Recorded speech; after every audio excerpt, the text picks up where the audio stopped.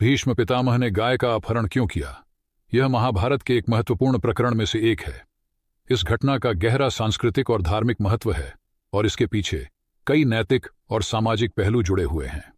यह घटना मुख्य रूप से महाभारत के आदि पर्व में मिलती है और भीष्म के व्यक्तित्व, उनकी वीरता और धर्मनिष्ठा को उजागर करती है।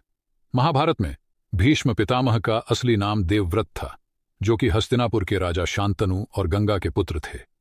उन्होंने अपने पिता की इच्छा पूरी करने के लिए ब्रह्मचर्य व्रत का पालन करने का प्रण लिया था और इसी कारण उन्हें भीष्म की उपाधि दी गई। वह न केवल अपने परिवार के प्रति निष्ठावान थे, बल्कि अपनी प्रजा के प्रति भी अत्यंत धर्मनिष्ठ और समर्पित थे। इस घटना की पृष्ठभूमि में हस्तिनापुर राज्य की सुरक्षा और वैभव से जुड़ी एक बड़ी चिंता थी। उस समय राज्य की संपत्ति और पशुधन को साम्राज्य की संपन्नता का प्रतीक माना जाता था। गायों को संपत्ति का एक महत्वपूर्ण अंग माना जाता था, क्योंकि वे केवल दुग्ध उत्पादन ही नहीं करतीं, बल्कि कृषि कार्यों में भी सहायक होती थीं। गायों का अधिक से अधिक संग्रहण राजा की शक्ति, धन और प्रभुत्व को दर्शाता था। हस्तिनापुर की सुरक्षा सुनिश्चित करने और इसे अन्य राजाओं की शक्ति से बचाने के लिए भीष्म ने कई कदम उठाए। इस घटना में भीष्म पितामह ने अन्य राजाओं से गायों का अपहरण करने का कदम उठाया। वास्तव में यह गायों की चोरी नहीं थी, बल्कि एक प्रकार का रिवाज था।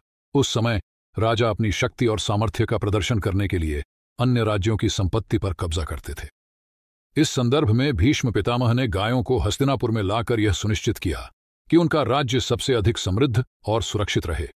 ध्यान देने वाली बात यह है कि इस घटना में भीष्म का उद्देश्य किसी भी प्रकार से दूसरों को नुकसान पहुंचाना नहीं था। उनका उद्देश्य सिर्फ हस्तिनापुर राज्य की संपत्ति को सुरक्षित और मजबूत करना था, ताकि उनके राज्य पर किसी का अधिकार न हो सके। यह भीष्म के राजनीतिक कौशल और रणनीति का एक हिस्सा था, जिससे उन्होंने हस्तिनापुर की प्रतिष्ठा और शक्ति को बनाए रखा। इस घटना से यह भी स्पष्ट होता है कि भीष्म धर्म और कर्तव्य को सर्वोपरि मानते थे। उन्होंने कभी भी अन्याय या अत्याचार का सहारा नहीं लिया। उनके जीवन का हर कार्य धर्म के अनुरूप होता था। गायों का अपहरण करना भी उस समय की राजनीतिक रणनीति का हिस्सा था, जिसका उद्देश्य हस्तिनापुर राज्य की सुरक्षा और सशक्तिकरण था। भीष्म पितामह की इस घटना से हमें यह शिक्षा मिलती है कि उन्होंने सदैव अपने राज्य और अपने कर्तव्यों को सर्वोपरि रखा। उनके लिए राज्य की सुरक्षा और समृद्धि सबसे महत्वपूर्ण थी और इसी कारण उन्होंने कभी भी व्यक्तिगत हितों के लिए कोई कार्य नहीं किया।